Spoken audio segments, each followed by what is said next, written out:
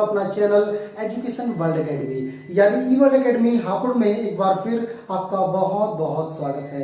तो दोस्तों, आप जानते हैं कि लास्ट वीडियो जो मैंने अपलोड की थी वो थी भारतीय संविधान से संबंधित। जी हाँ, मैं पढ़ा रहा हूं अब आपको भारतीय संविधान, उसके साथ साथ ज्योग्राफी भी आपकी पैरेलल चलती रहेगी। लेकिन बच्चों की डिमांड को मद्देनजर रखते हुए मैंने भारतीय संविधान और जल्दी में हिंदी की बेस्ट क्लास भी आपके लिए लेकर आऊंगा। ठीक है दोस्तों, और लास्ट की क्लास में हमने पता किया था कि भारतीय इतिहास, भारतीय संविधान के बारे में बात कर रहे थे ना। तो भारतीय संविधान के इतिहास के बारे में बात कर रहे थे और मैंने बताया था कि भारतीय संविधान की जो ऐतिहासिक पृष्ठभूमि स्टार्ट होती है वो स्टार्ट होती है ईस्ट इंडिया के आगमन से। ईस्ट इंडिया एक कंपनी है जो यूरोप के पश्चिमी देश ब्रिटेन की कंपनी है। और मैंने बताया था ये कंपनी भारत में कब आई थी। 31 दिसंबर 1600 ईस्वी को ये भारत में प्रवेश करती है। इसके 217 भागीदार हुआ करते थे। 30,133 पाउंड की संपत्ति भारत में लेकर आई थी और इसने बहुत अच्छे स्तर पर भारत में व्यापार करना प्रारंभ कर दिया था। ठीक है, अब मैं बात करने वाला हूं 1726 का राजलेख। उसके बाद कौन सा आया था? 1726 का राजलेख। ठीक है दोस्तों, 1726 के राजलेख में कौन कौन सी बातें थी जो रखी गई या इसको क्यों लाया गया? सबसे पहला क्वेश्चन है कि इसको क्यों लाया गया। इसको दोस्तों इसलिए लाया गया इसको इसलिए लाया गया क्योंकि कंपनी 126 साल अपने पूरे कर चुकी थी भारत में और धीरे धीरे प्रोग्रेस कर रही थी और कंपनी भारत में अपना विस्तार कर चुकी थी। यानी ये कंपनी केवल और केवल कहां तक सीमित नहीं थी, ये केवल सीमित एक ही क्षेत्र तक नहीं थी, भारत की जगह जगह क्षेत्रों में फैल चुकी थी। ठीक है, कोलकाता, मुंबई और मद्रास। कोलकाता, मुंबई और मद्रास जो तीनों प्रेसिडेंसियां अलग हुआ करती थी। कौन कौन सी? कोलकाता, मुंबई और मद्रास और पश्चिम बंगाल। कोलकाता इसी के आ जाएगा। ठीक है, ये तीनों प्रेसिडेंसी जो एक दूसरे से अलग हुआ करती थी, इनके अपने अपने राज्यपाल हुआ करते थे। इन राज्यपाल को क्या किया गया, इनको भारत में विधि बनाने का, तीनों प्रेसिडेंसियों को विधि बनाने का अधिकार दे दिया गया। कौन सा अधिकार दे दिया गया दोस्तों? विधि बनाने का अधिकार दे दिया गया। यही बस एक महत्वपूर्ण बात है 1726 के राजलेख में, कुछ ज्यादा आवश्यक नहीं है इसके बारे में जानना। ठीक है, अब रुक करते हैं हम 1773 के एक्ट के बारे में। कौन से एक्ट के बारे में? 1773 के एक्ट के बारे में हम लोग करते हैं। देखिए, अब आता है आपके सामने 1773 का रेगुलेटिंग एक्ट। ठीक है, 1773 का रेगुलेटिंग एक्ट राजलेख, इसको बोला जाता था रेगुलेटिंग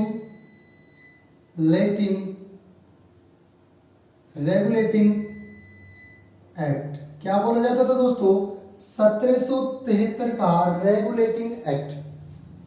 अगर आप कॉन्सेप्चुअली पढ़ना चाहते हो और अपनी समझ को विकसित करना चाहते हो तो सबसे पहला ही ये क्वेश्चन आपके दिमाग में उठना चाहिए कि इसका मतलब क्या है और इसको भारत में लाने का उद्देश्य क्या था।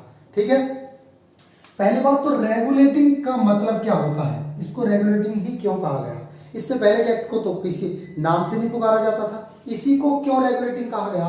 तो उसका भी एक खास कारण है दोस्तों।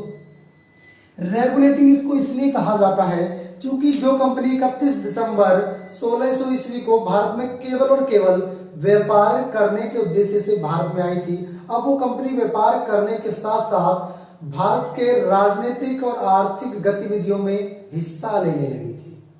यानी कंपनी के जो व्यापारी थे वो भारतीय राजनीति में भारतीय राजनीति की जो गतिविधि हुआ करती थी उसमें हिस्सा लेने लगे थे। उसका घाटा क्या हुआ कि कंपनी के जो कर्मचारी थे वो कंपनी में ध्यान न देकर अपने निजी संपत्ति को बढ़ाने पर ज्यादा ध्यान देने लगे और कंपनी लगातार घाटे में जाने लगी और कंपनी के जो कर्मचारी थे उनकी बिल्डिंगें यूरोप में यानी ब्रिटेन में लगातार बढ़ रही थी। कंपनी के कर्मचारी ऊपर की ओर तरक्की कर रहे थे और कंपनी डाउन जा रही थी। इस चीज का एनालाइज करने के लिए, इसको सुपरविजन करने के लिए या इसको कंट्रोल करने के लिए एक एक्ट आया 1773 का रेगुलेटिंग एक्ट। कौन सा एक्ट दोस्तों? 1773 का रेगुलेटिंग एक्ट। और रेगुलेट का मतलब होता है किसी को कंट्रोल करना। जैसे आप में से यदि कोई जेंट्स है तो आप लोग जानते होंगे, जेंट्स लेडीज बच्चे सब जानते हैं कि यदि आप एक रूम में हैं और रूम में जो फैन के लिए रेगुलेटर लगाया जाता है, क्या लगाया जाता है दोस्तों? रेगुलेटर लगाया जाता है उस फैन को कंट्रोल करने के लिए कि उसको कितनी स्पीड पर चलाना है। ठीक है, ठीक उसी प्रकार अगर महिलाएं जानती होंगी, महिला रसोई में काम करती हैं तो जो गैस चूल्हा होता है उसमें भी एक रेगुलेटर लगा होता है जिससे कि उस गैस को कम बढ़ती किया जा सके। ठीक है, तो रेगुलेट का मतलब होता है किसी भी चीज को कंट्रोल करना। क्या करना दोस्तों? कंट्रोल करना। थोड़ा मैं पानी ले लेता हूं, अभी कंटिन्यू जारी रहेगी क्लास। ठीक है दोस्तों,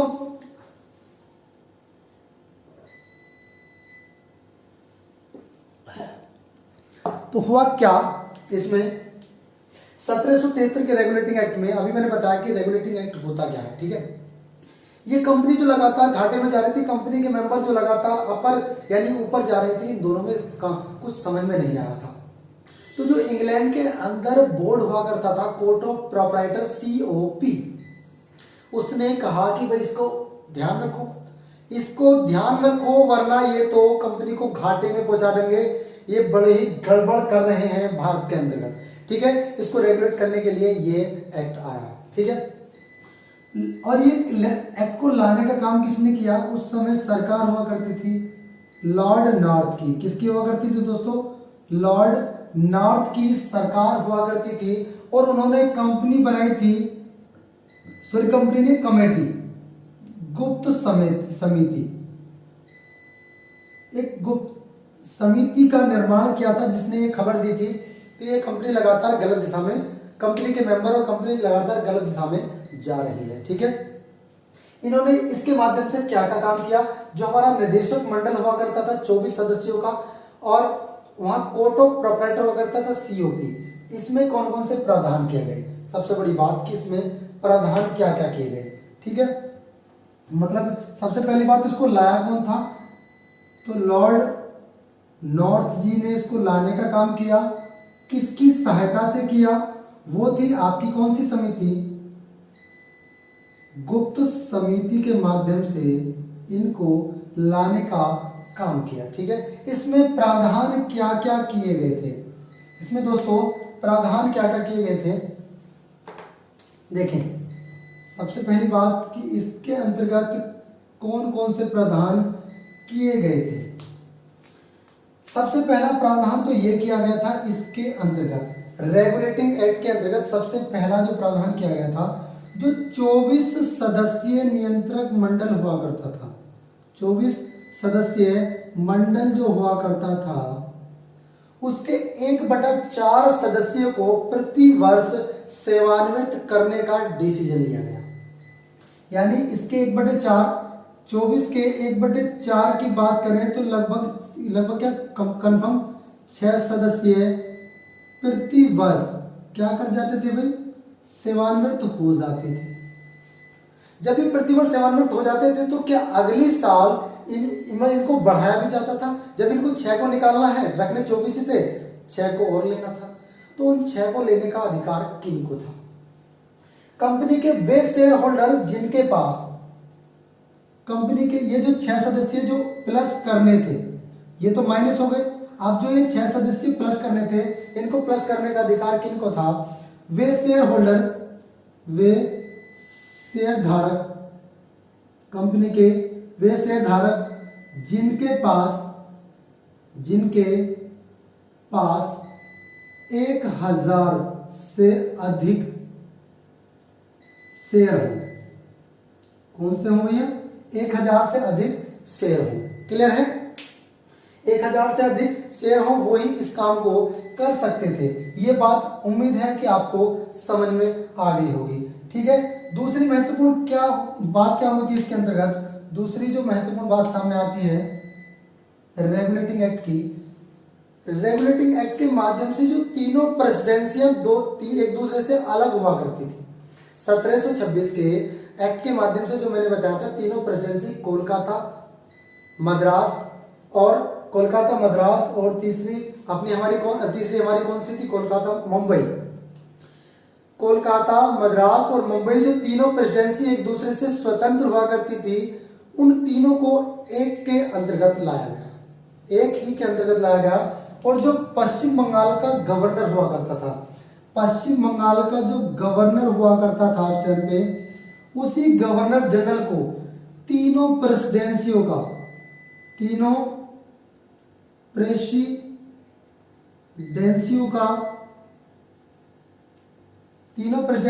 क्या बना दिया गया, गवर्नर जनरल बना दिया गया। क्या बना दिया गया दोस्तों, गवर्नर जनरल बना दिया गया। ठीक, यानी अब ये तीनों को अकेला ही देख रहा था। कहीं ना कहीं जो विकेंद्र हुए थे, मतलब एक दूसरे से अलग थे, उनको केंद्रीकृत करने का काम कर रहे थे ये लोग, यानी केंद्रीकरण की नीति भारत में लागू हो रही थी। ठीक है दोस्तों, अब और कौन सी ऐसी महत्वपूर्ण बात है जो इसके संबंध में है, वो भी बताता हूं आपको।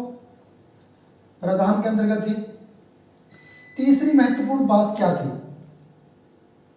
रेगुलेटिंग एक्ट की तीसरी महत्वपूर्ण बात यह थी, जो कंपनी के कर्मचारी गलत कार्य करते थे, जो भारत के अंतर्गत जो भी कार्य किया जाता था। अच्छा, एक चीज और बता दूं, जो प्रथम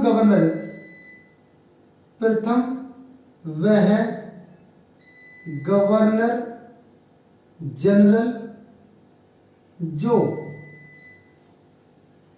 पश्चिम बंगाल के साथ साथ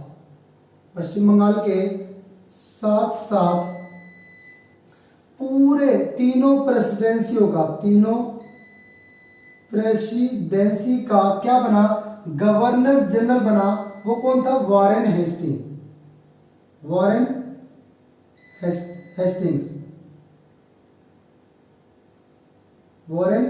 हेस्टिंग था, जिसको ये उपाधि दी गई, जिसको ये पद दिया गया। सबसे पहला पश्चिम बंगाल का गवर्नर जनरल, जो तीनों प्रेसिडेंसी का गवर्नर जनरल हुआ करता था। ठीक है, ये भी कोई काम गलत ना करे, इनके साथ भी 3 सदस्यों को और शामिल किया गया था।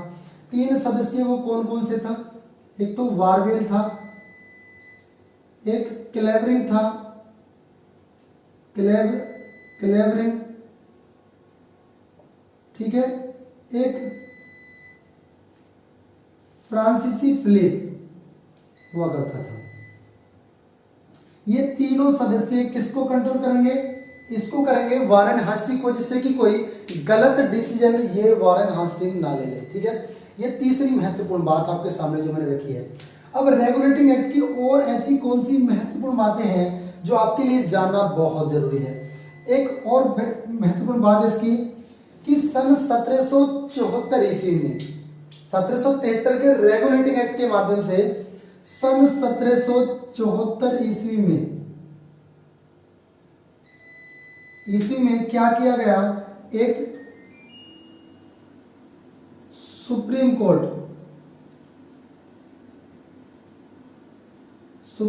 का निर्माण किया गया। किसका निर्माण किया गया दोस्तों, सुप्रीम कोर्ट का निर्माण किया गया। इस कोर्ट का निर्माण कहां किया गया, इस कोर्ट का निर्माण किया गया कोलकाता में।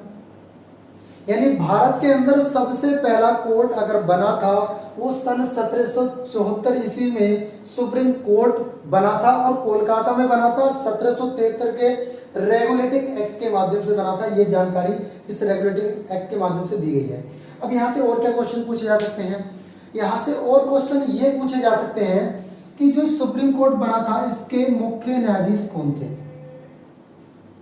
इसके मुख्य न्यायाधीश कौन हुआ करते थे, इसके मुख्य न्यायाधीश हुआ करते थे सर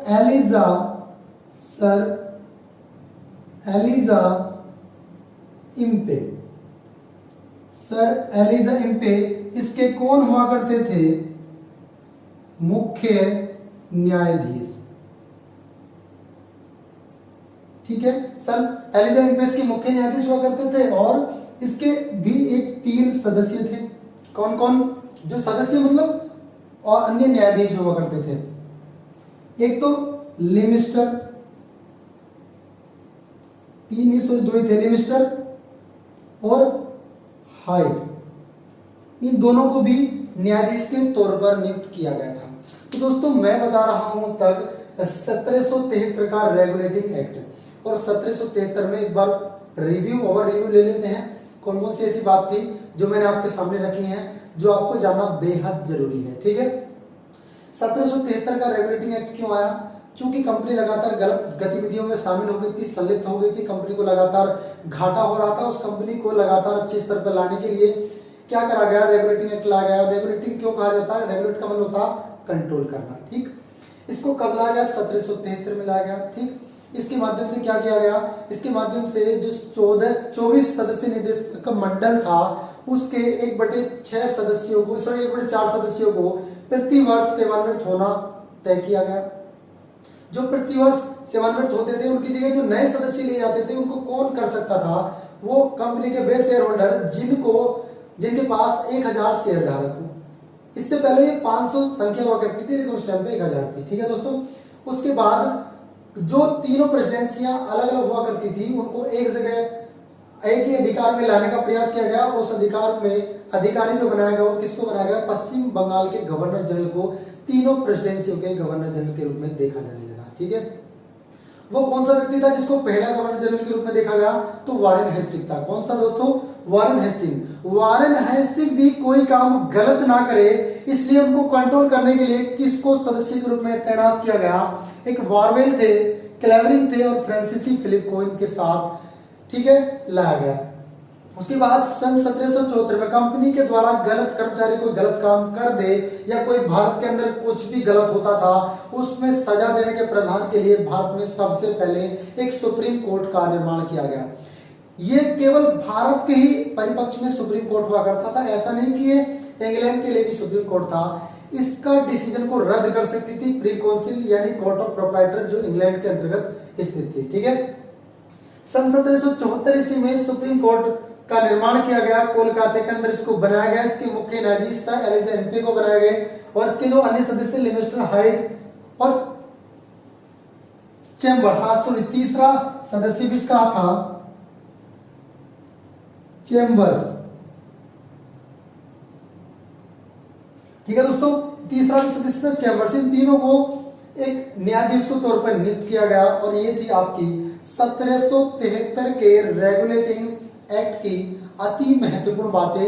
आई होप कि मैं आपको समझाने में कामयाब रहूंगा और यदि मेरे द्वारा दी गई एक्सप्लेनेशन और जानकारी आपको पसंद आती है तो मेरे इस चैनल को लाइक करना ना भूलें, शेयर करना ना भूलें और कमेंट बॉक्स में करके बताएं कि कैसी लगी मेरी आज की class. Thank you so much for watching this video. बहुत बहुत धन्यवाद हमारे इस चैनल पे इस वीडियो को देखने के लिए। Thank you so much.